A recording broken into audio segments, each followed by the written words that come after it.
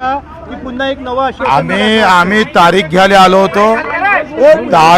तारीख आम्हाला भेटलेली आहे। मुख्यमंत्री उपमुख्यमंत्री दोघांनी एकनाथजी शिंदे असेल अजितदादा असेल आणि मुख्यमंत्री स्वतः यांनी सांगितलं का आम्ही जे दिलेला शब्द आहे तो 30 जून 2026च्या आत कर्जमुक्ती झाल्याशिवाय राहणार नाही आणि त्या संदर्भात त्यांनी जे शब्द दिलेला आहे आम्ही सुद्धा तारखेसाठीच आलो होते का तुम्ही तारीख घोषणा करा, योग्य वेळ कधी आहे त्यांनी योग्य वेळ दिलेली आहे आणि त्याच्यामुळे आम्ही आत्ता तरी समाधानी आहोत। बाकीच्या सगळ्या संदर्भात त्यांचा आम्ही आभार मानतोय। मेंढपाळाच्या बाबतीत सुद्धा त्यांनी जागा देण्याचं कबूल केलं, साऱ्यासाठी आमच्या अपंग दिव्यांगासाठी बाकी मुद्द्यासाठी सगळ्या चर्चा होणार आहे। प्रत्येक मिनिस्टरसोबत चर्चा होईल।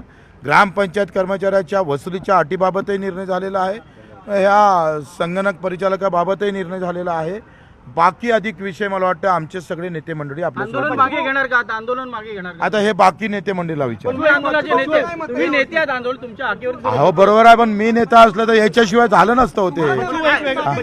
तुम्ही म्हणाला सदन शेतकरी आहेत त्यांना कर्जमाफी देऊ नये किंवा आता मला कर्जमाफीची गरज नाही आहे। बच्चू कडू म्हणून मला 70,000 रुपये मानधन भेटतं, मी कसं कर्जमाफी घेऊ?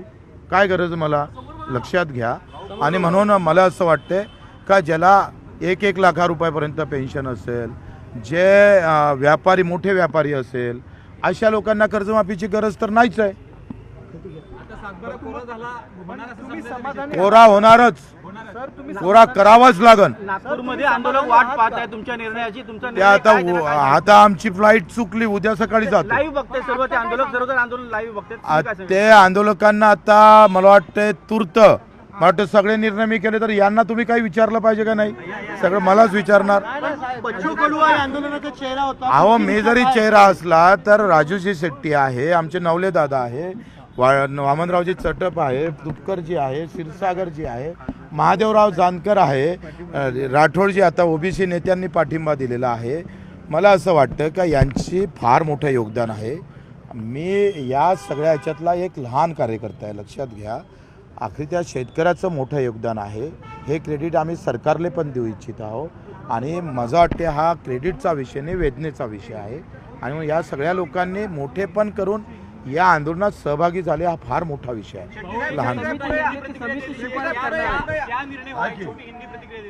30 जून 2026 के अंदर 7-12 कोरा होगा, ये आश्वासन हमको सीएम साहब ने डिप्टी सीएम ने दिया है।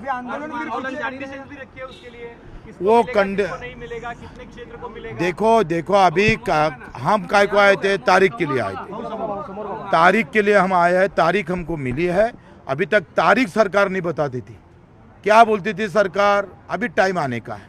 अब टाइम लाया ना, हमने टाइम लाया है और 30 जून 2026 के अंदर हमारा किसान 7 कर्जा मुक्त होगा। तो डिटेल्स अभी तक बाहर नहीं आई है।